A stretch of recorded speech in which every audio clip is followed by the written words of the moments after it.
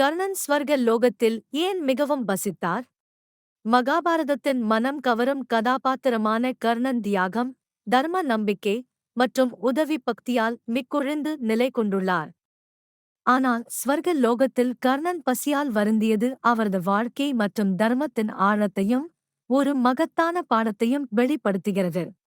கர்ணன் தனது வாழ்க்கையில் தங்கம், செல்வம், பசு, நிலம் போன்றவற்றை பெரும் அளவில் தானமாக வழங்கிய வலிய மனிதர். ஆனால் உணவு தானத்தின் முக்கியத்துவத்தை புறக்கணிக்க வேண்டிய நிலைக்கு தள்ளப்பட்டார். உணவு தானம் செய்யாததனால் அவரது ஸ்வர்க வாழ்க்கை துன்பமடைந்தது. ஸ்வர்க லோகத்தில் கர்மாவின் பக்குவம் உணர்த்தப்பட்டது. உணவு தானம் என்பது வாழ்வியல் அடிப்படை தேவையாகும். மற்றவர்களின் பசியை தணிப்பது உயர்ந்த தர்மமாக கருதப்படுகிறது. கர்ணன் தனது தவறை உணர்ந்து பசியை தணிக்க புதிய எடுகோளை தீவிரமாக ஏற்றுக்கொண்டார். நரகத்தில் உழலும் உயிர்களுக்கு தெய்வ தானம் செய்யும் வழியை உருவாக்கினார்.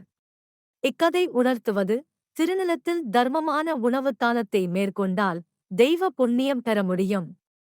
ஸ்பிரிச்சுவல் சீக்கர்ஸ், இதயமுள்ள கர்மத்தை உயர்த்துங்கள்.